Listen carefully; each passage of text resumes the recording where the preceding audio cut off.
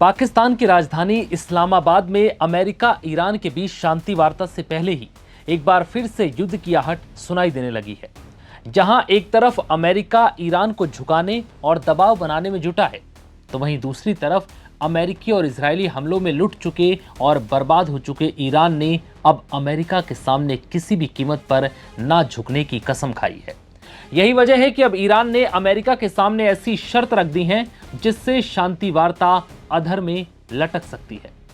Iran ने साफ कर दिया है कि इस वार्ता की शुरुआत तभी ठीक ठाक हो सकती है जब इजराइल लेबनान पर अपने हमले बंद करे और दूसरी शर्त यह कि ईरान का जो फंड फ्रीज किया हुआ है उसे अमेरिका जल्द से जल्द अनफ्रीज कराए, जिसके बाद ही शांति वार्ता को लेकर कोई बातचीत संभव है। ईरान ने साफ कहा है कि अगर लेबनान पर हमले जारी रहे तो इस शांति वार्ता का कोई मतलब नहीं है। सूत्रों के मुताबिक इस्लामाबाद में चल रही शांति वार्ता ने युद्ध को पूरी तरह से खत्म करने, हॉर्मुज स्ट्रेट को खुलवाने और आगे के सुरक्षा ढांचों पर चर्चा के लिए इस बातचीत को रखा है। पाकिस्तान इस बातचीत में मध्यस्थ की भूमिका निभा रहा है। इस राउंड टेबल मीटिंग में अमेरिकी उपराष्ट्रपति जेडी वेंस, जेयड कुशनर और ईरान के बाकर गालिबाफ, विदेश मंत्री अब्बास अराक्ची और पाकिस्तान की तरफ से आसिम मुनीर शामिल हुए। अमेरिका का नेतृत्व उपराष्ट्रपति जेडी वेंस कर रहे हैं, जबकि ईरान का नेतृत्व संसद स्पीकर मोहम्मद बागेर गालिबाफ कर रहे हैं। 47 साल पहले यानी कि 1979 में ईरान की इस्लामिक क्रांति के बाद ये पहली बार है जब दोनों देश इतने बड़े स्तर पर आमने सामने बातचीत कर रहे हैं। इससे पहले ईरान ने कहा था कि अगर इस्लामाबाद में चल रही बातचीत किसी नतीजे पर नहीं पहुंची तो सिर्फ इजराइल को दोष नहीं दिया जा सकता। इजराइल और अमेरिका के फैसले जुड़े हैं, इसलिए वार्ता फेल होने पर जिम्मेदारी अमेरिका की भी होगी।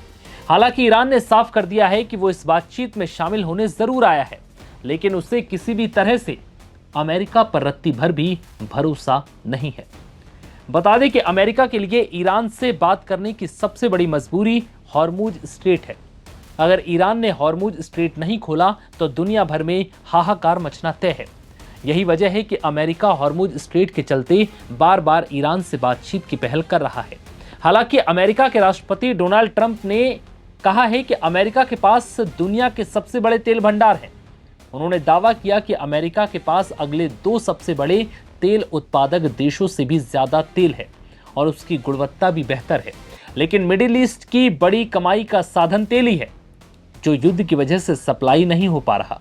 इसके अलावा दुनिया भर के कई देशों में तेल की किल्लत ने हाहाकार मचा दिया है, जिससे हॉर्मुज स्ट्रेट को किसी भी हाल में खुलवाना अमेरिका की जिम्मेदारी बन गई है, क्योंकि आज हॉर्मुज स्ट्रेट के बंद होने का सबसे बड़ा कारण अमेरिका ही है। इसके अलावा ईरान के जवाबी हमले भी अमेरिका को भारी पड़ रहे हैं।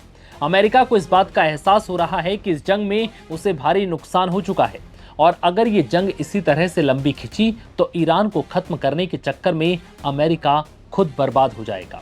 हालांकि इस बातचीत को लेकर अमेरिका के राष्ट्रपति ट्रंप ने कहा है कि मुझे नहीं पता ये शांति वार्ता कैसी रहेगी, लेकिन जो होगा देखा जाएगा। इस दौरान उन्होंने कहा कि नहीं तो हम फिर से शुरुआत करेंगे, हम हर स्थिति के लिए तैयार हैं। यानी ट्रंप ने धमकी देने की कोशिश की। ट्रंप के इस बयान से ऐसा लग रहा है कि वो एक तरफ ईरान से बातचीत करना चाहते हैं और दूसरी तरफ उस पर दबाव भी बनाना चाहते हैं। तो ऐसे में इस शांति वार्ता से उम्मीद बेहद कम लग रही है। ऐसा लग रहा है कि एक बार फिर ईरान और अमेरिका के बीच भीषण जंग देखने को मिल सकती है। फिलहाल इस वीडियो में इतना ही। इजाजत दीजिए। नमस्कार।